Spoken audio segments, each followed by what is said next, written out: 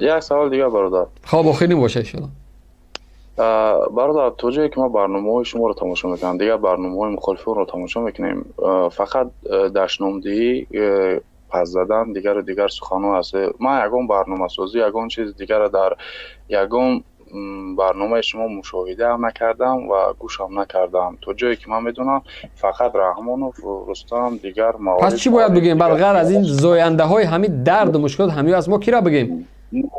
من فهمیدم برادر درد مشکلی این است، نه که شما باید که واقعا اگر مخالف هستید، اگر که میخواهید وطن آباد شود، اگر میخواهید که جامعه بیدار شود، نباید که در هر یک برنامه اتون در هر یک ویدیویی که شما در یوتیوب میگذارید فقط رحمان رو پس زنید یا دیگر من نمیفهم برادر چقدر از کدام آسمان گپ میزنیم. ما کی را گپ بزنیم؟ ما جورج بوش را گپ بزنیم یا که جورج واشنگتن کی گپ بزنیم؟ چه خیلی نفهمیدم. یعنی ما رحمانوف گپ نزنیم که تولیدگر این همه مشکلات رحمانوف است، کی را گپ بزنیم؟ برادر اگر که مخالفان 10-15 کس باشد، 10-15 سایت داشته باشند در یوتیوب، در یک روز پس حساب کنه که 15 ویدیو میبره برای فقط برای رحمانوف. یک ویدیوی وای برای خلق، برای پیشروی یا برای یک برنامه سازی نمیبره که مردم با هم برنامه پیش رو با هم برنامه طرز زندگیش دیگه. کدام یک حرکت مخالف، کدام یک حزب مخالف پیش از اوی که میره میدان داری میکنه برنامه‌اش در روی میز میگذاره، میگه برنامه ما همین است. ما در یک حالت جنگی قرار. آیا اوکراین میتونه که برای روسیه تمام اون جایگیری شوی موقعی که داره بگه روسای نه موقعی ما؟ آیا همین منطقی میشه؟ نه برادر شما خطا فهمیدید.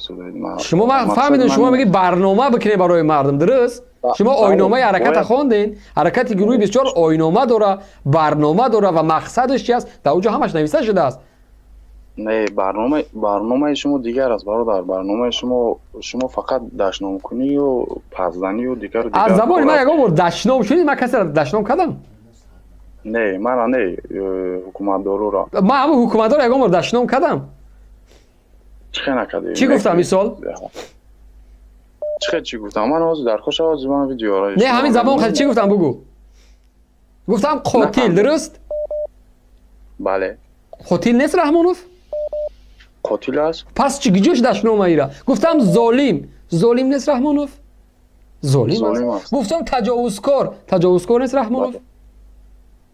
پس یک بار فکر نمیکنید تیم مقصد در هر یک برنامه‌تون این گپا رو میگید برای که الان مردم در ما باید برسونیم که رحمانوف سایه خدا نیست، رحمانوف پیغمبر نیست. شما او را تعریف بکنید. رحمانوف قاتل است، ظالم است، تجاوزکار است، خیانتکار است. مقصد ما همین است که مردم چهره اصلی امروز از رحمانوف میدونن کی میسازن؟ پیشوای ملت، معلم تمام تاجیکای روی دنیا، پیشوای تاجیکان این دنیا و او دنیا، هزار فلسفه دیگه برای رحمانوف ساختند و ما پروپاگاندا میبریم. بیز یک حرکت سیاسی پروپاگاندا داره.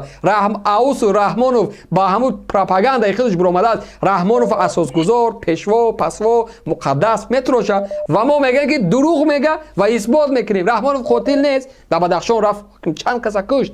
من قاتل بودنش ما اثبات میکنیم. رحمانوف ظالم نیست. اگر ظالم نیست یک مادر عبدالرحمن میبره زندان میکنه، یک مادر یک زن. این چیزایی که هست ریالی است ما برای مردم میرسونیم و هدف ما هم است که مردم تاجیکستان چهره اصلی این حکومت را بشناسه که یا غمخور این ملت نیستن یا یک گروه تجاوزکارا و ظالما و خائنا هستن که بالای ملت دولتداری میکنن. از این زیاد برنامه دیگه در یگام روی دنیا نمیتونه شده برادر.